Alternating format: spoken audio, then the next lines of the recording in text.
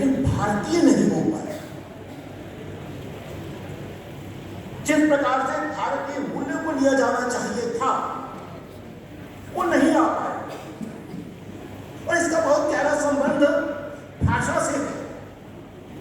हमारी प्रायः उच्च शिक्षा संस्थानों में शिक्षा का माध्यम अंग्रेजी रहा। भारतीय भाषाओं में सामग्री का निर्माण नहीं हो पाया। अब प्रयास प्रारंभ हुआ है और ऊंचे स्तर पर भारतीय भाषाओं में किस प्रकार से शिक्षण की सामग्री बने उसकी ओर एक अच्छा गहरा प्रयास भी चल पड़ा है। हालांकि उसकी सीमाएं हैं। यांत्रिक दृष्टि से मशीनों से मालूमात किया जा रहा है और मैं कहा करता हूं उसमें बड़ा परिवर्तन की अपेक्षा होगी। लेकिन अनुमान लगाइए, जो मैंने अपने विश्वविद्यालय में देखा है, अन्य स्थानों पर देखा है, उन छात्रों को देखा है, उन विद्यार्थियों को देखा है जो विषय को जानते हैं लेकिन भाषा पर अधिकार न होने के कारण वो उसे अभिव्यक्त नहीं कर पाते। एक उदाहरण मेरे समक्ष एक ऐसी छात्रा का आता है जो हमारे संस्थान में 4 भाषाओं के लिए कुछ आरक्षित स्थान थे, तमिल, बंगला, पंजाबी और उर्दू बीएड के लिए। तो वह छात्रा तमिल की थी।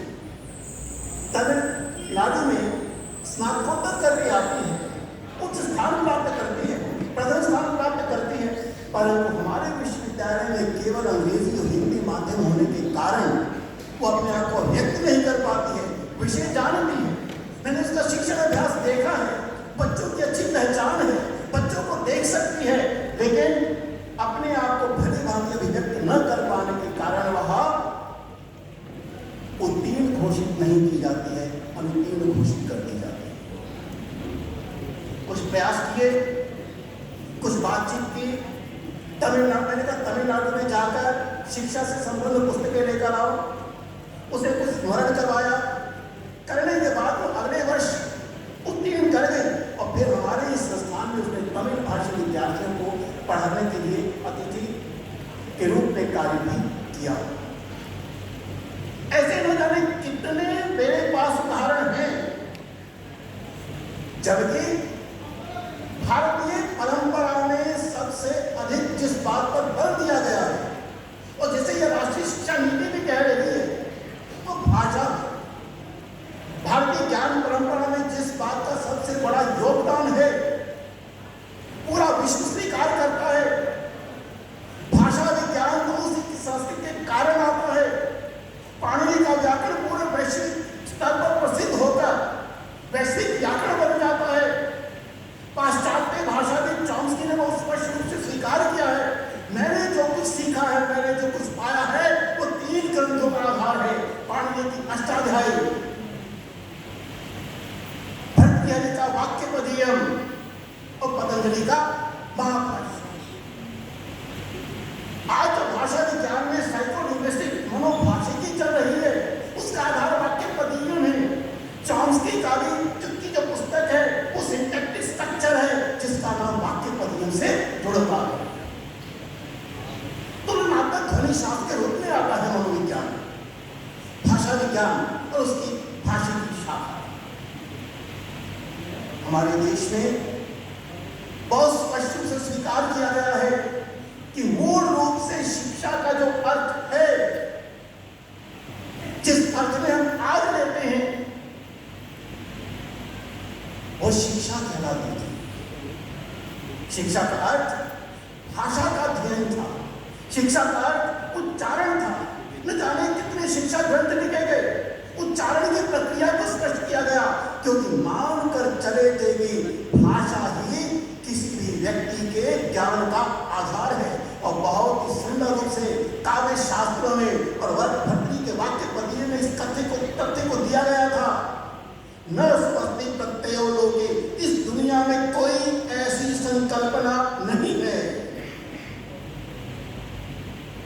शब्दानुरागात् जो शब्द के बिना चल सके। हर संकल्पना का कहता है संपूर्ण ज्ञान भाषा में ही निबद्ध है। सर्वम इदम शब्देन भाषते। जो राष्ट्र भाषा की उत्तम स्थली के रूप में देखा गया, जिसकी भाषा संस्कृत रही, जो वैश्विक भाषाओं के आधार के रूप में स्वीकार की जाती रही, संस्कृत शब्द भी बताता है संस्कृत है, वो शुद्ध किया हुआ है, जिसका अर्थ है कि इसके पूर्व भाषा का क्या रूप, कितना विस्तृत रूप रहा होगा। ऐसे राष्ट्र में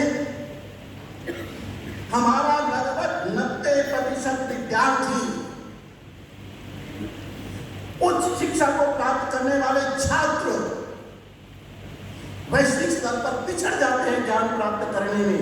कारण क्योंकि ज्ञान की भाषा को उनकी भाषा में नहीं दिया गया था। मैं कहा करता हूं, देखिए, गांव का विद्यार्थी, शहर का विद्यार्थी विज्ञान पढ़ता है, लेकिन गांव का विद्यार्थी विज्ञान जीता है। लेकिन जो विज्ञान जी रहा है, वे विज्ञान पढ़ने वालों की पंक्ति में शामिल नहीं हो पाता है। मूल कारण भाषा। यह बात मैंने इसलिए उठाई, समय सीमित होने के कारण मैं कुछ केवल संकेत में ही बात करूंगा, क्योंकि विस्तृत विषय है। ये बात इसलिए उठाई कि इस शिक्षा नीति ने बार बार भाषा की चर्चा की है। मुझे तो यह शिक्षा नीति कुछ कारणों से अब भी दिखाई देती। मैं जिस विषय को छूता हूं, लगता है यह शिक्षा नीति उसी के लिए लिखी गई। जब मैं भाषा की चर्चा करता हूं, चाहे पहला अध्याय है, दूसरा अध्याय है जिसमें बच्चों की बात की गई है, तीसरा अध्याय अगर आता है जिसमें ड्रॉपआउट्स की चर्चा की गई, जो विद्यालय छोड़ देते हैं उसके पीछे कारण भी भाषा है। चतुर्थ अध्याय में जब चर्चा करता हूं, वहां भी भाषा की बात आती है। पांचवें अध्याय में जब मैं शिक्षक की चर्चा करता हूं, वहां भी कहा कि कोई भाषी शिक्षक होना चाहिए। जब मैं छठे अध्याय में समता की बात करता हूं, वहां भी मुझे भाषा के कारण समानता दिखाई देती है। पूरी शिक्षा नीति के एक एक अध्याय में भाषा आधार बनकर रही। यही कारण है कि इस शिक्षा नीति ने अपने प्राथमिक स्तर को 5+3+3+4 की श्रेणी में पहले 5 वर्षों को फाउंडेशनल लिटरेसी कहा है। साक्षरता की शिक्षा की चर्चा की है, न्यूमरेसी की चर्चा की है, संख्या की बात की है, और प्राचीन भारतीय ज्ञान परंपरा का आधार जब श्रुति परंपरा थी, स्वाभाविक है वो भाषा ही उसका आधार था। तर्कशास्त्र भारत का अधिक अद्भुत रहा है। बिहार प्रांत को 90, बिहार और बंगाल प्रांत को 90 न्याय शास्त्र की स्थलियां रही हैं। न जाने कितने न्याय शास्त्र यहां से निकले हैं जिसका आधार तर्क था। और भारत में जब मैं ज्योतिष की चर्चा करता हूं, एस्ट्रोनॉमी की चर्चा करता हूं, वह गणित के बिना नहीं चल पाती। अंदाजा लगाइए कितनी गहराई से सोचा होगा और कितना हमारा इस पूरे इस पृथ्वी का व्याप्तीकरण है, कितनी दूरी है सितारों के साथ, कितने सुंदर ढंग से कैसे कब नापा होगा। यह अपने आप में अद्भुत तथ्य है।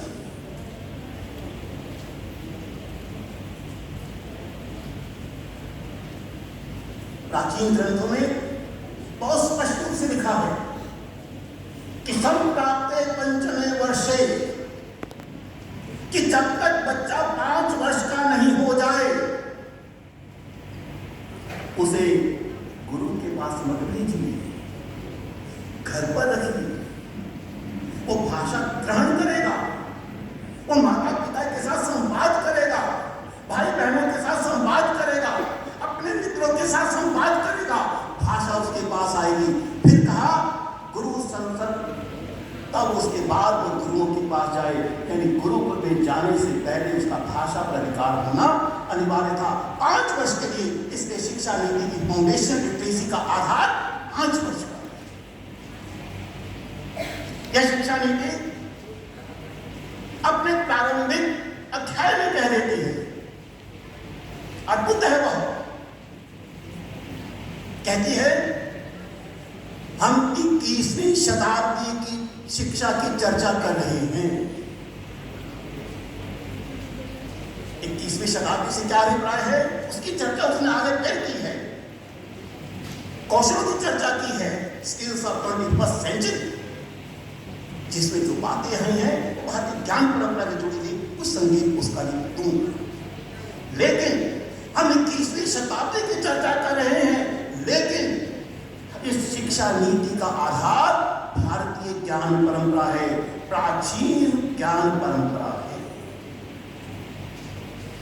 सोचने में लग सकता है कि बात तो 21वीं सदी की कर रहे हैं और कहते हैं कि भारतीय ज्ञान परंपरा इसका आधार है, तो कैसे नूतनता होगी।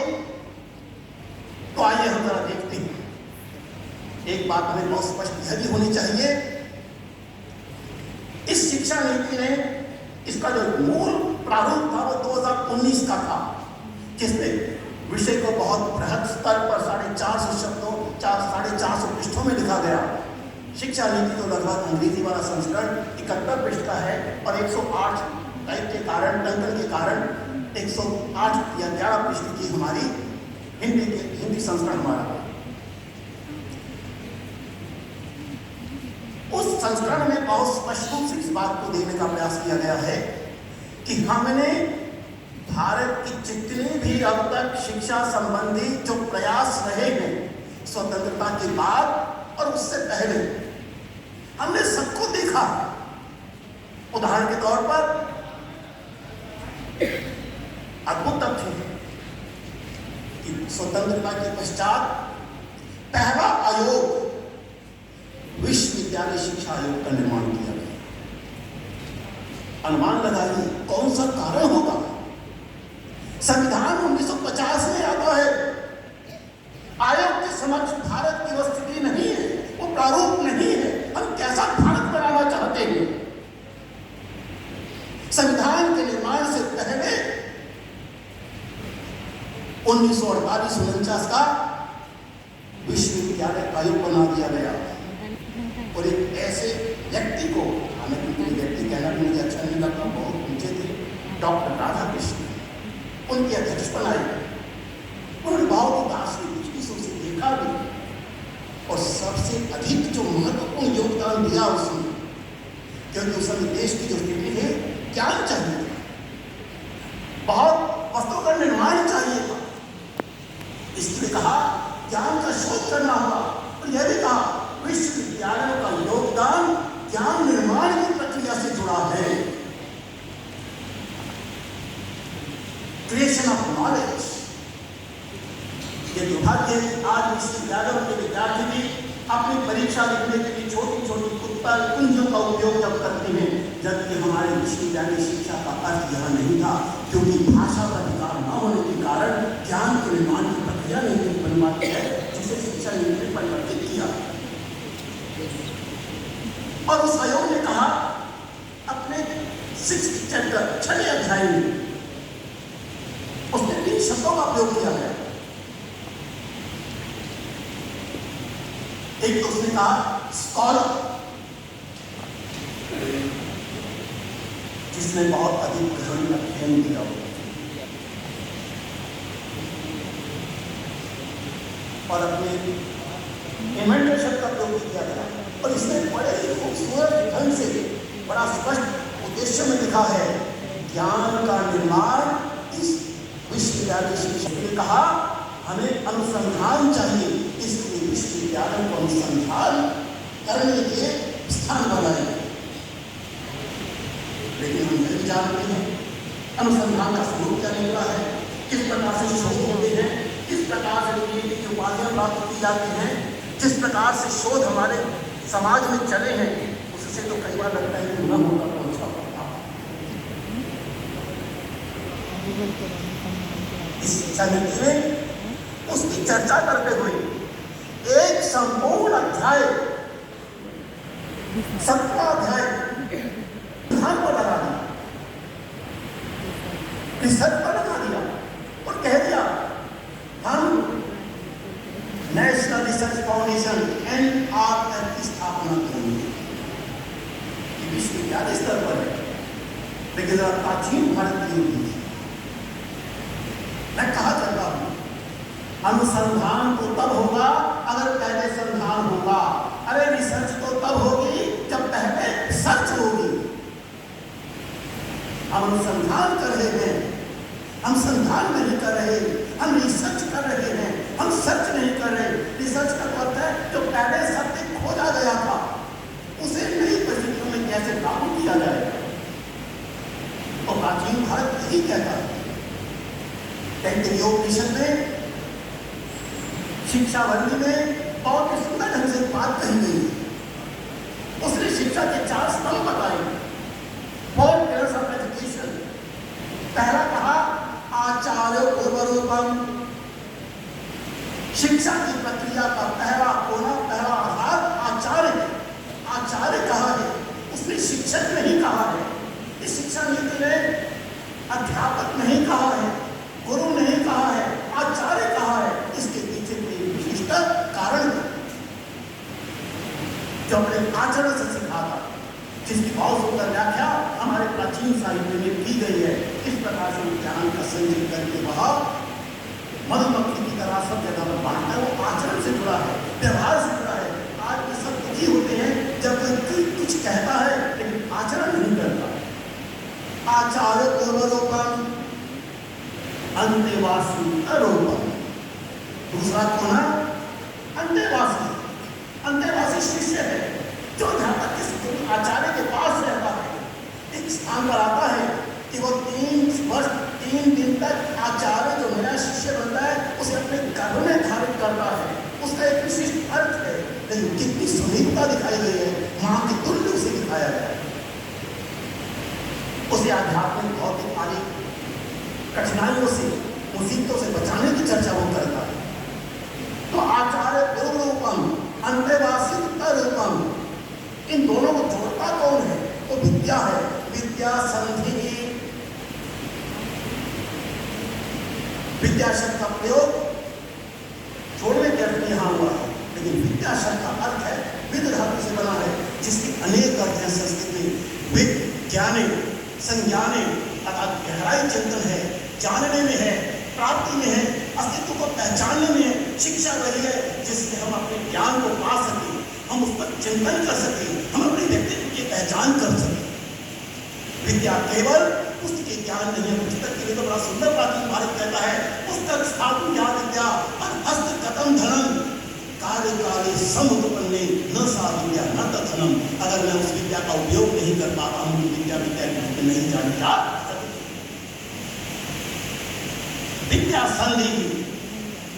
और अगला वाक्य बड़ा महत्वपूर्ण है जिसकी मैंने बात उठाई है।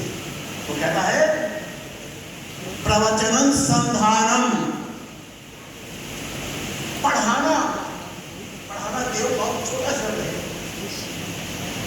वह संधान है। इसलिए मैंने कहा संधान होगा तो अनुसंधान होगा। बच्चा सामान्य विद्यार्थी नहीं है, वो पारुल के सिद्धांत के अनुसार जो आधुनिक शिक्षा मनोवैज्ञानिक माने जाते हैं कोई स्टेट नहीं है। बच्चा जब विद्यालय में आता है अपनी भाषा लेकर आता है, अपने अनुभव लेकर आता है, माता पिता के साथ क्या संबंध है उसे लेकर आता है, अपने मित्रों की चर्चाएं लेकर आता है, न जाने कितने चित्र अपने मस्तिष्क में लेकर आता है। कितने सुंदर रूप में इसलिए उसने अभ्यास किया है कि बच्चा तो बहुत कुछ जानता है, अरे उसे तो कुछ नया देना है, पहले जान को लो क्या वो जानता है। उसको कहा प्रवचनम संधानम। अब संधान हुआ तो अनुसंधान होगा। ये प्राचीन भारत की परंपरा है। तो केवल स्नातकोत्तर की उपाधि के बाद शोध का प्रक्रिया नहीं है, किसी शिक्षा नीति ने बदला है। ये बीए में रिसर्च कहती है। विद्यालय शिक्षा आधारभूत शिक्षा है, विश्वविद्यालय शिक्षा तो शोध शिक्षा है। इसका को संगीत नहीं किया, बच्चा कोई स्टेट नहीं, जिसे कहा गया टैबुला रसा, वो खाली मस्तिष्क नहीं है। इसने बड़े सुंदर रूप में कहा प्रवचन संधान। बच्चा बहुत कुछ जानता है। तैत्तिरीयोपनिषद में ही बड़े ही अच्छे ढंग से बात और कही। इस शिक्षा नीति की पहला वाक्य आता है बच्चे का समग्र विकास। आज जब मैं शिक्षा के संस्थानों में पहुंचता हूं तो पूछता हूं समग्र विकास ऑल डेवलपमेंट क्या है। तो सब अलग अलग प्रकार से बातें करते हैं। ठीक है, जो बातें आज भी जुड़ गई हैं, चाहे उसका शारीरिक यानी फिजिकल डेवलपमेंट हो, चाहे उसका मानसिक हो, चाहे उसका प्राणिक हो, चाहे उसका संज्ञानात्मक अथवा बौद्धिक हो, या उसका आध्यात्मिक या अपनी पहचानने का हो, ये आज की शिक्षा भी कहते हैं। लेकिन अनुमान लगाइए तैत्तिरीय उपनिषद ने कितने सुंदर ढंग से 5 कोशों की चर्चा की है। पंचकोशीय विकास, हमें यह ध्यान रखना होगा वृद्धि और विकास में अंतर है। देखिए difference between growth and development. जो प्रकृति से पाते हैं वो वृद्धि है, हम समाज में उद्देश्यों के अनुसार जो कुछ करते हैं वो विकास है। मेरे बाल बढ़ते हैं ये वृद्धि है, लेकिन जब मैं लाड़ छाती से रूप देता हूँ तो विकास का रूप आता है। प्रकृति ने बच्चे को शक्तियाँ दी हैं, वो खाली से एक नहीं, जैसे मैंने कहा। तो तैत्तिरीय उपनिषद कहता है पंचकोशीय विकास, जिसकी चर्चा बहुत सुंदर पंचदशी में की। आचार्य श्री राम ने भी बहुत सुंदर ढंग से उसकी व्याख्या की। पहला विकास और बड़ी अद्भुत है, एक संपूर्ण प्रक्रिया है। किस प्रकार से प्रक्रिया चलती है? पहला विकास अन्नमय कोश। अन्नमय कोश से अभिप्राय है बच्चे का शारीरिक विकास। अन्न अद धातु से है, अति खाता है, तो खाने से हमारे पास जो शक्ति आती है, ऊर्जा आती है, वो शरीर है। और शरीर को कभी भी शरीर की उपेक्षा नहीं की गई। भारत तो कहता है, प्राचीन ज्ञान तो कहता है शरीरम आद्यम खलु धर्म साधनम। हमारा आद्यता है कि हम शरीर को स्वस्थ रखें। शरीर नहीं होगा तो हम करेंगे क्या? लेकिन शरीर के साथ प्राण भी चाहिए। शरीर को मेरा इस समय आपके सामने है, मैं गिर जाऊं, आप कुछ कर पाए, क्या हुआ? देखा तो कहीं ये तो जा चुके हैं दुनिया से। शरीर को पड़ा है, प्राण निकल गए हैं, तो प्राणिक विकास भी चाहिए। तो कितने सुंदर लोगों ने कहा शारीरिक विकास के बाद प्राणमय कोश, प्राण के विकास की चर्चा की। यानी शिक्षा को बच्चे की शारीरिक विकास की ओर ध्यान देना चाहिए। दुर्भाग्य से हमने अपने विद्यालयों में इसे एक अतिरिक्त गतिविधि बना दिया है, उसकी आदत नहीं है। अभी 3 दिन पहले मैं पुणे में था, हमारी बैठक हो रही है। वहाँ कार्यालय के बाहर एक दुकान है जहाँ प्रातः प्रातः कालीन का वो नाश्ता बनाता है, और मुझे तो बड़ा आश्चर्य लगा। उस दुकान के सामने विद्यार्थियों की बहुत बड़ी भीड़ थी, बहुतों के साथ माता पिता भी थे। कर क्या रहे थे? उस दुकान से तली हुई वस्तु देकर उन्हें नाश्ते के रूप में दे रहे थे, दोपहर का भोजन दे रहे थे। हमारे पास हमारे बच्चों के लिए घर का भोजन बनाने का समय भी नहीं रहा। कि शारीरिक विकास का क्या होगा? प्राणिक विकास किस प्रकार से भली भांति चल पाएगा? तो प्राणों का विकास। फिर कहा शरीर है, प्राण है, मन नहीं हो तो, मन विकसित नहीं हो तो हम जानते हैं भावनाएं अनिवार्य हैं। मनोमय विकास, मानसिक विकास होना चाहिए। मानसिक विकास का द्वारा भावनाओं का विकास। मन भी है, उसका भी विकास हुआ। उचित क्या है, अनुचित क्या है, इसका भी संज्ञान होना चाहिए। विश्लेषण की प्रक्रिया होनी चाहिए। एक कहा विज्ञानमय कोश, जहां तक शक्ति रहती है, विज्ञानमय कोश। इन चारों विकास, चारों कोशों का भली भांति विकास हो जाए तो 5वां आता है आनंदमय कोश, जो विद्यार्थी अपने में ही स्वयं में ही आनंदित रूप दे सकता है, अपनी आध्यात्मिकता को पहचान सकता है। कितने सुंदर रूप से इस समग्र विकास की चर्चा की। और शिक्षा नीति में पहले वाक्य में कहा शिक्षा का लक्ष्य है समग्र विकास, और समग्र विकास की परिभाषा तैत्तिरीय उपनिषद दे देता है। और इस तैत्तिरीयोपनिषद ने तो कह दिया, इसका अर्थ नहीं है कि उपाय नहीं किए। प्राचीन भारत बहुत अद्भुत था। शारीरिक विकास कैसे हो उसके लिए आयुर्वेद रच डाला। हमारा भोजन का स्वरूप क्या हो आयुर्वेद बताता है। हमारी जीवन पद्धति कैसी हो आयुर्वेद बताता है। आयुर्वेद केवल और केवल आज के प्रकार की दृष्टि से लोगों को दूर करने का शास्त्र नहीं है, उसे आरोग्य शास्त्र के रूप में कहा गया है।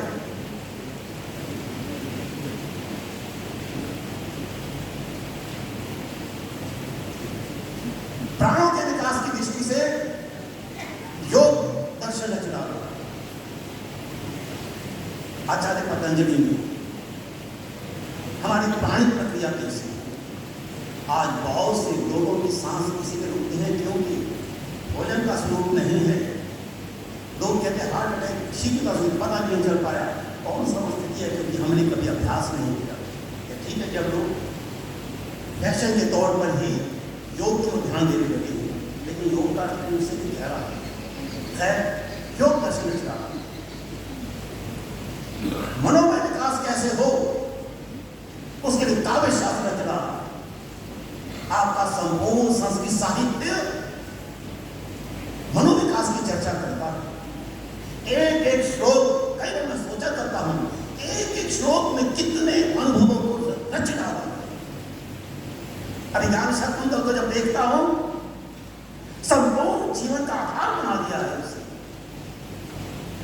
वो केवल दुष्यंत और शकुंतला की कहानी नहीं है, पर्यावरण के संरक्षण का प्रश्न भी वहां है। और पंचम अध्याय में कितने वो भाव व्यक्त होता है और कहता है कि मेरा चित्त इस प्रकार से इतना उदास क्यों है। तो शकुंतला ने आना होता है, उससे पहले उसकी अनुभूति का रूप क्या हो रहा होता है। रम्याणी विद्य एक पूरा श्लोक है उसमें। नाट्य शास्त्र रच डाला। ये नाट्य शास्त्र केवल नाटक का शास्त्र नहीं है, एक बृहद ग्रंथ है, वो विश्वकोश है, जीवन जीने की शैली है, वो मानवीय परिस्थितियों का पुलिंदा है। ठीक उसी तरह से जैसे महाभारत मैं कहा करता हूं, ये महाभारत केवल एक प्राचीन गाथा नहीं है। गाथा है लेकिन केवल गाथा नहीं है। जब कभी कोई लिखता है उसके पीछे कोई ना कोई एक उद्देश्य छिपा हुआ है। प्राचीन भारत में तो अनुबंध चतुष्टय में प्रयोजन को मुख्य रूप से माना। न्याय दर्शन ने तो स्पष्ट कहा, प्रयोजन के बिना बालो अपनी न प्रवेशति, प्रयोजन के बिना तो बच्चा भी नहीं प्रवेश करता है। नाट्य शास्त्र के अंतर्गत जो कुछ कहा गया है, क्या महाभारत में जो कुछ कहा गया है उसके पीछे प्रयोजन है। मैं प्रायः कहा करता हूँ, महाभारत अगर विश्व की व्याख्या है, बड़ा सुंदर श्लोक है कि जो कुछ विश्व में नहीं वो महाभारत में भी नहीं, या जो महाभारत में है वो विश्व में है। लेकिन महाभारत को मैं कहता हूँ मनुष्य का शास्त्र है। भारत का होता है भरण पोषण करना। हम सबसे अधिक किसका भरण पोषण करते हैं? अपने शरीर का। तो शरीर महाभारत है। महाभारत का युद्ध कहाँ होता है? कुरुक्षेत्र में। मेरा शरीर कुरुक्षेत्र है, कर्मस्थली है जहाँ निरंतर संघर्ष होता रहता है। महाभारत का युद्ध कितने होता है? पांडव और कौरव में होता है। पांडव 5 हैं, हमारी इंद्रियां 5 हैं। कौरव सैकड़ों हैं, हमारी इच्छाएं सैकड़ों हैं। इनमें निरंतर युद्ध होता रहता है। और पांडव कृष्ण के अधीन है। हमारी 5 इंद्रियां मस्तिष्क के अधीन है और मस्तिष्क को कृषि के समान देखा गया है। इसलिए कृष्ण का खुदाई करना, सारा चिंतन इस मस्तिष्क में आता है। स्वाभाविक है, जिधर मस्तिष्क जाएगा, जिधर कृष्ण जाएंगे, जय का प्रश्न होता है। रामायण में भी बहुत अद्भुत ढंग से शासन कैसे चलाना है। 4 भाई केवल 4 भाई नहीं है, चारों के नाम लिख लीजिए। एक ग्राम है जो प्रसन्न करने वाले रंगभूमि से बने, उनका कार्य भी एक समाज में श्री राम मंदिर की गाथा आजकल हम कर रहे हैं। राम राज्य का प्रश्न उठाया जा रहा है, जिसमें सबको प्रसन्नता मिली। राम अर्थात सबको प्रसन्नता देने वाला। लक्ष्मण नक्शे के साथ युक्त है, राम के साथ जाते हैं। सीता उनके पृथ्वी से उसका जन्म होता है, जिसका है वो उसकी संपत्ति है, जो पूरे हमारा संपूर्ण पृथ्वी जो भी संपत्ति हमने पृथ्वी से ही निकल कर आती है। भरत पोषण करने वाला है, अर्थात उस सिंहासन पर नहीं बैठता, लेकिन पूरी प्रजा का रक्षण करता है, पालन पोषण करता है। और शत्रुघ्न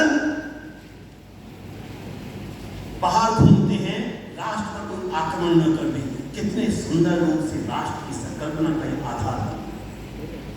दो परिवारों में युद्ध हो रहा है, एक दशरथ है जिसका लक्ष्य 10 दिशाओं में जाना है, जो वीरता के पोषक हैं। एक रावण 10 कंधर है, 10 सिर है, अर्थात उसका चिंतन है, वह भी वीर है। इन दो के भीतर युद्ध होता है और दोनों ही मृत्यु लोक को प्राप्त होते हैं। तो इसका अर्थ है कि इस व्यक्ति को, हर किसी व्यक्ति को अपने मृत्यु लोक की ओर गमन करना ही होगा। कितने सुंदर, बाकी रानियों का भी स्वरूप ऐसा है, कितने सुंदर रूप से महाभारत और रामायण की संकल्पना से राष्ट्र के, मनुष्य की संकल्पना हमारे समक्ष रख दिया है। हम इसे केवल कहानियां मानकर विद्यार्थियों के रूप में कहते हैं। कितने सुंदर ढंग से इसकी शिक्षा नीति जब अपने समग्र विकास की चर्चा करती है तो कहा पंचकोशीय विकास। कोश क्यों कहा? कोश का सीधा अर्थ है जो बंद है। जैसे बीज के भीतर संपूर्ण वृक्ष विद्यमान है, केवल परिवेश बनाना है, धूप मिल सके, पानी मिल सके, वायु मिल सके, खुदाई कुड़ाई आदि हम करते हैं और धीरे धीरे वो अंकुरित होता है और जमीन को फाड़ कर किस प्रकार से वो पौधा, नन्हा सा पौधा, कोमल सा पौधा भी बाहर आता है, धीरे धीरे वृक्ष का रूप ले लेता है। कितने सुंदर ढंग से बीज के समान बालक को माना है कि बीज का परिवेश, चाहे बीज को परिवेश चाहिए, इस बच्चे को भी परिवेश चाहिए। बच्चा मूर्ख नहीं है। इसकी शिक्षा नीति में एक बहुत सुंदर वाक्य का प्रयोग किया गया है। हमें ऐसे संस्थान चाहिए जो बच्चों का सम्मान कर सके, विद्यार्थियों की क्षमताओं का सम्मान कर सके, लेकिन उसके लिए उसकी ऊर्जा को पहचानना होगा। इसलिए शिक्षा नीति का बहुत ही सुंदर पहला सिद्धांत है। पहले अध्याय में लगभग 25 सिद्धांत दिए गए हैं। पहला सिद्धांत है बच्चों को देखो, ध्यान से देखो, उनकी ऊर्जा को पहचानो, उनका सम्मान करो और सम्मान के साथ उसे फलने फूलने के लिए अवसर। बहुत सुंदर ढंग से शिक्षा नीति ने जो चर्चा की है वो मूलतः भारतीय ज्ञान के इस कोश की परंपरा पर आधारित है। कल जब मैं रात को आता हूं तो माननीय सतीश देसाई जी मुझसे कुछ बात कर रहे थे। उन्होंने कहा कि कला, संगीत आदि का क्या स्थान हो सकता है शिक्षा में। तो मैंने कहा ये बहुत अनिवार्य है। और मजेदार बात तो यह है, आज के युग में शिक्षा नीति कह रही है हमारी शिक्षा कलोन्मुखी हो, क्रीडोन्मुखी हो, संगीतोन्मुखी हो, art oriented, music oriented and games oriented.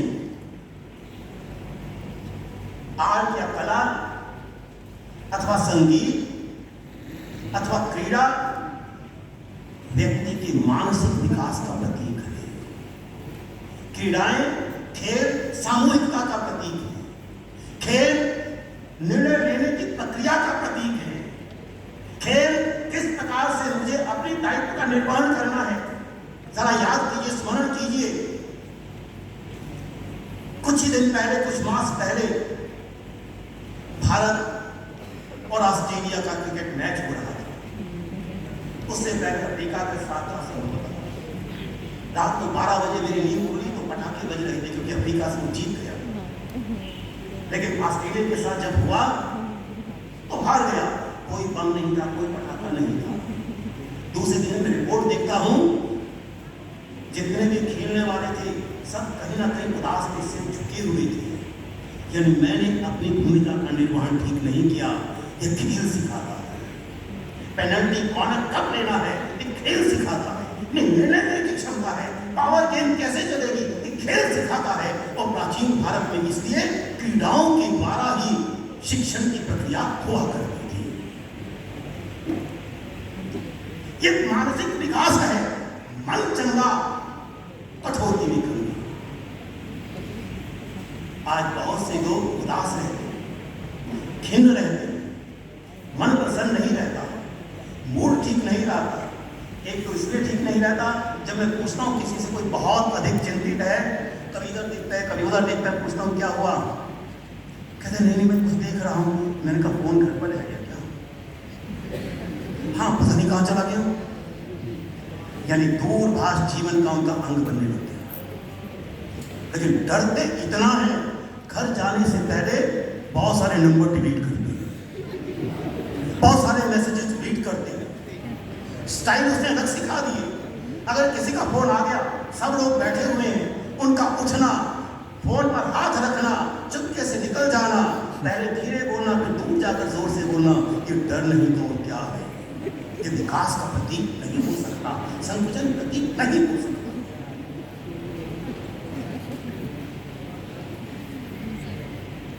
इसलिए शिक्षा नीति जब संगीत की बात करती है, और अद्भुत प्राचीन भारत है, संगीत रखना का डाल दिया। बहुत संगीत की चर्चाएं हो सकते हैं, मैं केवल एक संगीत दूंगा जो मैंने कल उन्हें भी दिया। आवाज तो शोर में भी होती है, आवाज संगीत में भी होती है। भेद क्या है? शोर की आवाज अनुशासनहीन है, अपनी अपनी ढपले, अपना अपना राग। परिणामतः कान बंद करने को मन करता है, सुनने को मन नहीं करता। लेकिन जब संगीत होता है, सात सुरों में बंध जाती है, जीवन अनुशासित होता है। जीवन जब जब अनुशासित होगा, संगीत बनेगा, अनुशासनहीन होगा, शोर बनेगा। कितने सुंदर ढंग से प्राचीन भारत में संगीत रत्नाकर के द्वारा इसकी कल्पना करती है। यह प्राचीन भारत की शिक्षा का एक कितना बड़ा सिद्धांत है। खेलों की चर्चा मैंने की। आज जब शिक्षा नीति कहती है कलोन्मुखी शिक्षा, कला क्या है? किसी चीज को देखकर हम कह देते हैं वाह। आज सुबह नाश्ता करने के बाद मैं अपने कक्ष की ओर जा रहा था, थोड़ा दाईं ओर मैंने देखा तो बड़ा सुंदर ये उद्यान और बड़ी स्वच्छता दिखाई देने लगी। मेरे मन में निकला वाह। किसी भी वस्तु को देखकर वाहन करना अचानक नहीं होता है, ये कला है, ये मन पसंद है। फिर जब अपने कमरे में आया, थोड़ा पर्दा हटाया, कबूतर दाना चुन रहे थे।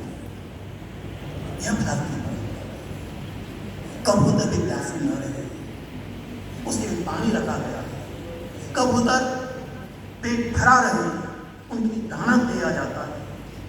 दक्षिण भारत में घर के बाहर रंगोली बनाई जाती है, उसके पीछे भी कोई भाव छिपा है। यह अचानक नहीं कह दिया गया है कि बच्चों का ध्यान रखना चाहिए, माता पिता का ध्यान रखना चाहिए। उसने भी कह दिया है जो माता पिता का ध्यान रखता है उसका आयु, विद्या, शादी सब बढ़ती है।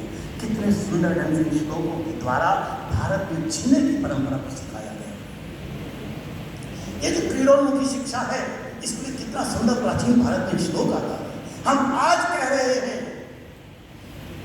कि हमें कलोन्मुखी शिक्षा चाहिए, हम आज कह रहे हैं हमें संगीतोन्मुखी शिक्षा चाहिए, हम आज कह रहे हैं हमें क्रीडोन्मुखी शिक्षा चाहिए। प्राचीन भारत ने श्लोक के माध्यम से कह दिया, साहित्य संगीत कला विहीन साक्षात पशु पुच्छ विषाण। एक चिकित्सक भी जब अपना कार्य करके आता है, ऑपरेशन करके भी आता है या रोगियों को देखकर आता है, बहुत उदास भी हो सकता है, लेकिन घर में आते ही मैंने देखा है छोटा बच्चा दिखाई दिया, उसे गोद में उठा लिया, आंखें बंद कर ली। उस बच्चे ने कितना प्रेम किया, कितना सुंदर इस बात का वर्णन अभिज्ञान शाकुंतल में। राजा दुष्यंत जब भरत को देखते हैं, वो धूल से भरा पड़ा है, उठाकर अपने हृदय से लगाते हैं और फिर कहते हैं मेरी, ठीक है उनकी संतान उसे पता नहीं था, उसके संगीत बहुत सारे हैं। उन माता पिताओं की बात में क्या कहूँ जो अपने बच्चों को इस प्रकार से निरंतर हृदय से लगाए रखते हैं। मेरी तो संतान ही नहीं है, फिर भी इस भारत को अपने हृदय से लगाकर लगता है मैं इतने भाव में खो गया हूँ। संगीत दिया कि भैया ये तुम्हारी ही संतान है। शकुंतला को देखने के बाद मुक्त हो जाना, ये प्रेम है, अनुराग है, ये भाव है, ये मनोमय विकास है। प्राचीन भारत में इस मनोमय विकास की चर्चा की है। क्या हम विद्यार्थियों के साथ इस प्रकार की कलात्मकता की चर्चा कर सकते हैं?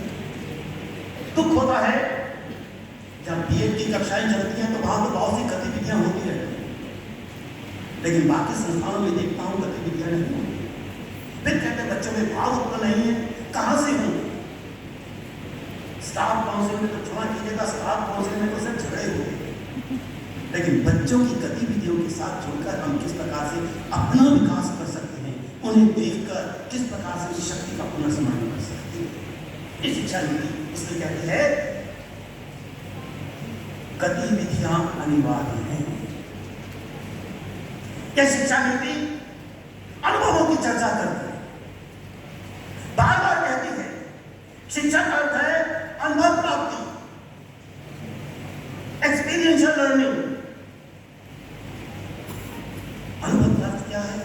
अनुभूति से भव भू, जो पहले व्यक्ति अनुभूत कर चुका है। और प्राचीन भारत में सुंदर ढंग से इस बात को कहता है, जो आज के अध्यापकों के लिए संदेश है कि भैया सिर्फ ज्ञान आपसे नहीं पाया जा सकता, आज तो और भी कठिनाई हो गई है। हम जो अध्यापक सबको बच्चों को दिया करते थे वो तो गूगल ने कर दिया है। हम क्या बच्चों को देंगे? बहुत से बच्चे तो अध्यापक को कुछ कोई कहता है, मैंने देखा है, सुना है, आज पढ़ने का मूड नहीं है, कहता चिंता मत, कल पढ़ने का मूड नहीं, आज पढ़ने का चिंता मत करो, मैं अध्यापक को व्यस्त कर दूंगा। दूसरे तो गूगल से पता नहीं कैसी समस्या देखकर आता है, अपनी कक्षा में अध्यापक से पूछ लेता है, अध्यापक उसमें खो जाता है और बच्चे आनंद लेते हैं। अनुभव है। और प्राचीन भारत में इसने कहा आचार्यात् पादमर्ते, बच्चा तो केवल 1/4 25% अपने आचार्य से पाता। देखिए कब कहा आचार्यात् पादमर्ते, पादम शिष्य स्वमेधया, और चौथा हिस्सा वह अपनी मेधा से, बुद्धि से नहीं। मेधा और बुद्धि में अंतर है। अमर कोश में 14 शब्द दिए गए हैं बुद्धि के लिए, हर किसी का अलग अलग प्रकार है, फंक्शन है। फिर पादम काल क्रमेण, चौथा हिस्सा समय के साथ पाया जाता है जब नए नए अनुभव आते हैं। और पादम सब्रह्मचारी भी, अपने विद्यार्थी अपने साथियों के द्वारा, जिसे आज यूजीसी कहता है पीयर ग्रुप की बात करता है कि उनसे जिस प्रकार से निकाले, ये सब ब्रह्मचारी का प्रश्न है। अनुमान लगाइए साथियों, कब ये कहा गया होगा? शिक्षण की प्रक्रिया अद्भुत बताई है। मैं शिक्षा के अधिक बातें ले रहा हूं क्योंकि हम सब शिक्षा से जुड़े हैं, पर मैंने प्रारंभ में कहा था बाकी बहुत सारी चीजों को हमें ध्यान रखना। शिक्षण की प्रक्रिया अद्भुत है।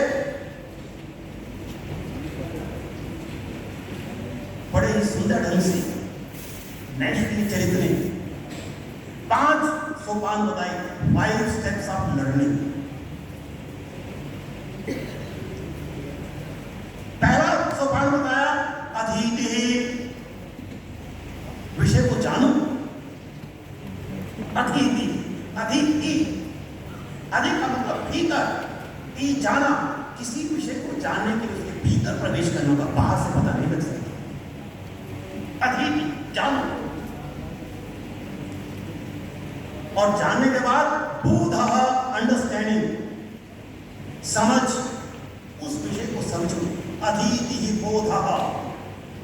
फिर समझने के बाद अभ्यासः, प्रैक्टिस। अभ्यास ही विषय सुदृढ़ होता है। अधीति बोधः, अभ्यासः, फिर प्रयोग, उस प्राप्त ज्ञान का कहीं प्रयोग करो। और फिर प्रसार, उसका प्रसार और प्रचार। इसी को वेदांत दर्शन ने 3 शब्दों में ढाल दिया। आत्मा श्रोतव्य, मंतव्य, निधिध्यासितव्य। विषय को जानना है, श्रवण, क्योंकि उस समय श्रुति परंपरा थी, तो श्रवण का अर्थ है ज्ञान प्राप्त करना, जिसकी भी बड़ा सुंदर एक न्याय शास्त्र है। इंद्रियार्थ सन्निकर्षः प्रत्यक्षम, वो प्रत्यक्षीकरण, जानना, जो कई ढंग से चल सकता है। श्रवण, लेकिन सुनने तक मत रुको, आगे बढ़ो। मननम, चिंतन करना, विचार करना, मीमांसा करना, कहां का ये ढल सकता है, कहां नहीं ढल सकता, इसकी सीमाएं क्या है, कौन सी चीजें इसके अंतर्गत नहीं आ सकती हैं, इसकी व्याप्ति क्या है, अव्याप्ति क्या है, उदाहरण क्या दिखाई दे रहे हैं, वो इसका बहुत ही सुंदर ढंग से वर्णन के साथ जोड़ दिया। फिर कहा निधिध्यासनम, उस ज्ञान को अपने जीवन में लाइए। निधिध्यासनम, कितने सुंदर ढंग से उस निधिध्यासन का उसने प्रयास किया। अध्यापन को यज्ञ माना गया है। अध्यापनम ब्रह्म यज्ञम, और ब्रह्म का अर्थ ज्ञान जो निरंतर विस्तृत होता है, विकसनशील है, धातु विकासशील, अर्थात अध्यापन कभी अंत नहीं होता। हर चीज पढ़ाती है, प्रकृति का हर तत्व पढ़ाता है। दत्तात्रेय ने 24 गुणों का प्रश्न उठा दिया। ज्ञान बहुत विस्तृत है, बड़े ही सुंदर ढंग से प्राचीन भारत कहता है अनंतो ही वेद, ये ज्ञान अनंत है, लेकिन न सर्वः सर्वं जानाति, हर कोई सब कुछ नहीं जान सकता है। फिर यह भी कहा है ये सब आपस में जुड़े हुए हैं और एक विषय के पढ़ने से ज्ञान नहीं आता। इस शिक्षा नीति ने मल्टीडिसिप्लिन की चर्चा की, इसीलिए किया है। बहु विषय होने चाहिए। और प्राचीन भारत में बड़ा सुंदर कहा, चरक संहिता में कहा एक शास्त्रम अधीयानो, जिस चिकित्सक ने केवल एक शास्त्र पढ़ा है उससे समझ नहीं बनती है, इसलिए बहुश्रुतः बहुअध्येता, वो बहुत विषयों को सुनने वाला हो, बहुत विषयों को पढ़ा हुआ उसे होना चाहिए। क्योंकि विषयों को हम अलग अलग विषयों को अलग अलग नहीं कर सकते। आप इतिहास बिना राजनीति विज्ञान के नहीं कर सकते। आप इतिहास को बिना विज्ञान की उन्नति के नहीं कर सकते। आप इतिहास को इकोनॉमिक्स के बिना, अर्थशास्त्र के बिना नहीं कर सकते हैं। सभी विषयों में है, इसलिए एकीकरण का प्रश्न उठाया। प्राचीन भारत में शिक्षा नीति ने बड़े सुंदर ढंग से पहले अध्याय में प्राचीन विश्वविद्यालयों की चर्चा करते हुए बड़े स्पष्ट रूप से कहा विश्वविद्यालय विस्तार होते थे, जहां 10-10 हजार विद्यार्थी होते थे। शिक्षा नीति में कहा हम क्लस्टर चलाएंगे। ये जो बार बार हम देख रहे हैं महाविद्यालय एक ही संस्थान से जुड़ते, अरे जिन महाविद्यालयों के पास क्षमता है उन्हें विश्वविद्यालय बनाया जाए और परस्पर संपूरकता हो। एक में नहीं है सामान तो दूसरे से लाया जाए। सहयोग का प्रश्न उठाया है। कितने सुंदर ढंग से शिक्षा नीति ने जो कुछ कहा प्राचीन भारत में चरक संहिता में उसे कह दिया। अध्यापक कैसा हो, छात्र कैसा हो, चरक संहिता का विमान स्थानक 8वां अध्याय कहता है। सुंदर व्याख्या उसने शिक्षक की है, शिक्षक के गुण क्या हो, और कितने सुंदर ढंग से प्रयोगात्मकता, ज्ञान तो है लेकिन ज्ञान का प्रयोग करना है, ये उत्तरांचल जो कहा जाता है। भीतर बहुत ही सुंदर ढंग से मार्गदर्शन मित्र कहता है, मार्गदर्शन मित्र कहता है कुछ लोग ज्ञान जानते हैं, विषयों को जानते हैं, कुछ प्रयोग में लाते हैं, कश्चित आत्म संस्था, अपने तक तो है लेकिन आगे दे नहीं पाते। कौन अच्छा अध्यापक? उभयोग, जो दोनों में पारंगत है, क्योंकि वहां दो अध्यापकों के आपस में युद्ध चलते हैं। एक कहता है मेरा शास्त्रीय ज्ञान बहुत अच्छा है, मैंने शास्त्र का अध्ययन किया है। दूसरा कहता है मैंने तो शास्त्र तो नहीं पढ़े लेकिन मेरा व्यवहार करना बड़ा अच्छा है। लेकिन उस बड़ा स्पष्ट महाविद्यालय मित्र कहता है कश्चित आत्म संस्था, उसका आत्म है, कुछ उसका बहुत सुंदर प्रयोग करके दूसरों को ज्ञान प्रदान कर सकते हैं। लेकिन वही उत्तम है जो शास्त्रों को भी जानता है, विषय को भी जानता है और उसे देने में भी समर्थ है। विद्यार्थियों में भी भेद होता है।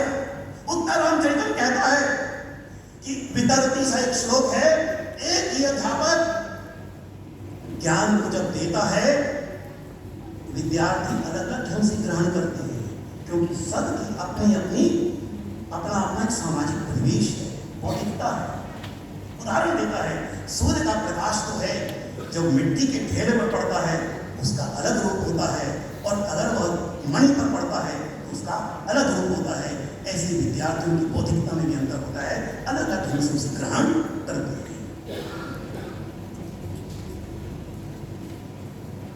साथियों, आज के युग में वैज्ञानिकता को अधिक महत्व देने का प्रयास किया जाता है।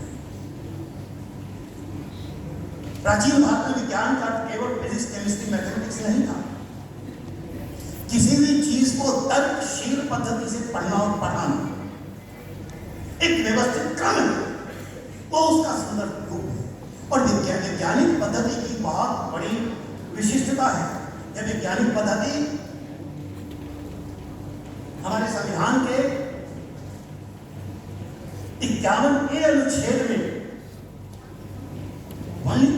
चर्चा की गई है कि मौलिक कर्तव्य क्या है हमारा। तो कहता है साइंटिफिक टेम्पर, वैज्ञानिक स्वभाव का निर्माण करना हम वैज्ञानिक दृष्टि से देखें। इस शिक्षा नीति ने भी कहा है बच्चों में वैज्ञानिक दृष्टि से देखने की क्षमता का विकास करना। संपूर्ण साहित्य देखने के बाद एक बात तो समझ में आती है कि विज्ञान का अर्थ है प्रामाणिकता, प्रूफ चाहिए, उसे प्रामाणिकता चाहिए। तो मैं कहता हूं न्याय शास्त्र देखिए। न्याय शास्त्र के पहले सूत्र का पहला शब्द प्रमाण है, उसे प्रमाण शास्त्र कहा गया है। हम आज जो वैज्ञानिक पद्धति के तत्व लेते हैं तो बड़े सुंदर ढंग से कहा प्रमाण, प्रमेय, संशय, प्रयोजन। प्रमाण है, लेकिन प्रमाण के लिए प्रमेय चाहिए जिसे सिद्ध करना है, और जिसे सिद्ध करना है उसके लिए संशय चाहिए, यह है या नहीं। प्रमाण, प्रमेय, संशय, प्रयोजन, उसका प्रयोजन क्या है? फिर दृष्टांत दीजिए, प्रूफ चाहता है उसके साथ। सिद्धांत, फिर सिद्धांत का निर्माण होता है। इसलिए हम जब आज शोध करते हैं हाइपोथेसिस बनाते हैं। हाइपोथेसिस का अर्थ है कोई घटना घटी, उसके पीछे कौन से अनुमानित कारण है, सिद्ध नहीं हुए अभी, यह कारण हो सकता है, वो हाइपो है। हाइपो मींस बियॉन्ड, थीसिस अंतिम रूप। आपने जो उसके कारणों को सोचा, उन कारणों को सोचने के बाद उसका परीक्षण कीजिए, और परीक्षण के बाद देखिए जो कारण ठीक नहीं दिखाई देते हैं उन्हें हटाइए, और जो है उसे स्वीकार कीजिए। वो हाइपोथेसिस बाद में थीसिस बनता है। प्राचीन भारत में इसके बड़े सुंदर 5 सोपानों के साथ दिया कि हम डेटा कलेक्शन करते हैं, वो दृष्टांत है। प्रमाण, प्रमेय, संशय, प्रयोजन, दृष्टांत, सिद्धांत। फिर लेकिन यहीं तक रुकता नहीं, वो आगे जाता है। इसके अवयव क्या है? आपने किस स्थिति से तर्क क्या है, आप कैसे से स्वीकार कर रहे हैं? फिर कहते जो आपने निकाला है उस पर फिर वाद कीजिए, वितंडा कीजिए, छल कीजिए। अंत में कहते हैं निश्चयसाधिगमा, विषय की समझ तभी होगी बाधाएं जो उत्पन्न होती है उन पर भी चिंतन किया जाए, विचार किया जाए। वैज्ञानिक पद्धति इसमें बार बार कहती है ये अंतिम नहीं, जब तक नया सिद्ध नहीं हो तब तक यह है, उसके बाद फिर परिवर्तित हो सकता है। न्याय शास्त्र यह सिद्धांत उस बात को हमारी समझ रखता है। इसे हम आज के युग में एपिस्टेमोलॉजी कहते हैं। हमारे काल में प्राचीन भारत में मीमांसा शास्त्र कह दिया गया था, और ये ज्ञान मीमांसा का स्वरूप निकलकर आ रहा है। मित्रों, जैसा कि मैंने प्रारंभ में कहा कि हमारी पूरी भारतीय परंपरा, विशेष रूप से शिक्षण प्रक्रिया को लेकर जिसकी मैंने अधिक चर्चा की, थोड़ी सी अन्य विषयों की चर्चा की, एक बृहद परंपरा है। ज्योतिष केवल ज्योतिष नहीं, वो भले ज्योतिष अंग बन गया, लेकिन ये गणित का पर्याय के रूप में आता है। बिना गणित के नहीं चल पाएगा। विज्ञान केवल कुछ विषयों तक सीमित नहीं है, वो पद्धति के रूप में है। लेकिन किसी भी विषय के ज्ञान के लिए पहले उसके प्रति इच्छा उत्पन्न होनी चाहिए। ज्ञान के लिए इच्छा उत्पन्न हो, हम जानना चाहते हैं, उसके लिए तभी होगा जब विद्यार्थियों को प्रयोग में लगाया जाएगा। मैंने महाविद्यालय में अनुभव किया है, जब मैं पूरे कार्यक्रम के अपने हाथ में रखता हूं, विद्यार्थियों का ध्यान नहीं जाता है, सर करेंगे। जब विद्यार्थियों के बीच छोड़ दिया, नियंत्रण मेरा हुआ। जैसे मैं कहा करता हूं, बच्चे को इतना, पतंग को इतना कसो भी नहीं कि वो चर बनाकर टूट जाए, इतना भी ढीला मत छोड़ो कोई काट कर ले जाए। ऐसे विद्यार्थियों को इतना खुला भी नहीं छोड़ना, लेकिन इतना बांध कर भी नहीं रखना। हमें तो समझने का प्रश्न है। वसंत ऋतु प्रारंभ हो रही है, ये न शीत है न उष्ण है। उन्हें उत्तरदायी को देना होगा, उत्तरदायी बनाना होगा, उसमें जिज्ञासा उत्पन्न करनी होगी। ये क्यों हुआ है? तीन ही तो प्रश्न है, क्या, क्यों और कैसे। संपूर्ण शिक्षा शास्त्र क्या, क्यों, कैसे में विकसित हो जाता है। किंतु के मर्थम कथम, कितने सुंदर ढंग से कहा। इसलिए फिर प्राचीन भारत कहता है अत ब्रह्म जिज्ञासा। ब्रह्म अर्थ मैंने कहा कि ज्ञान जो विस्तार पाता है। अत ब्रह्म जिज्ञासा, ज्ञान की पिपासा होनी चाहिए, ज्ञान की इच्छा होनी चाहिए। मैंने कई विद्यालयों में कहा, अरे आप अगर सोचते हो कि बच्चे फोन का उपयोग नहीं करेंगे तो भूल जाओ। हमारी तो मस्तिष्क की पेन ड्राइव फुल है, लेकिन बच्चों की पेन ड्राइव भी खाली है। और बहुत सोच रहे बच्चों की अपनी भाषा होती है। कक्षा में ऐसे कहते हैं, सारे बच्चे हंस पड़ते हैं, अध्यापक को पता नहीं चलता कि हंस क्यों रहे हैं। They know so many methods. Janakpuri के एक विद्यालय में शिक्षण अभ्यास के लिए गया। वहाँ एक बस जा रही थी, मैं उसमें चढ़ा।